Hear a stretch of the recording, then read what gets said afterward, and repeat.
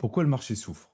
Déjà, qu'est-ce qui se passe concrètement? Bitcoin a lâché plus de 20% depuis son ATH autour des 126 000 dollars, ce qui techniquement le met en bear market court terme. Le marché a vu plus d'1 milliard de dollars de liquidation partir en fumée sur les positions levier en très peu de temps. Et en parallèle, côté macro, la Fed a certes commencé à se détendre un peu, mais le discours reste très prudent.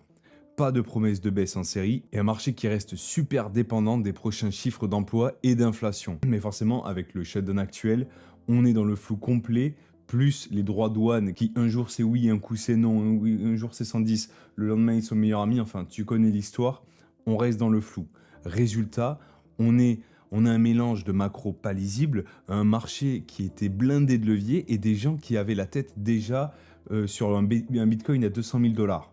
Donc là, on est en train de nettoyer tout ça avec les leviers qui sautent, les zones de liquidation qui se font rincer et le sentiment qui passe de l'extase à la panique en quelques jours. Les annonces continuent de faire paniquer les marchés, tout le monde souffre, même la finance tradie. Mais si tu as vu la vidéo Ma stratégie sur les 3 prochains mois, tu sais que c'est exactement le scénario que j'envisageais.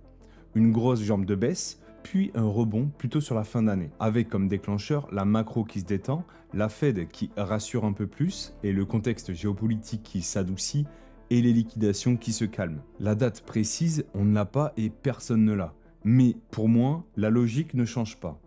Phase de purge maintenant, phase de reprise plus tard.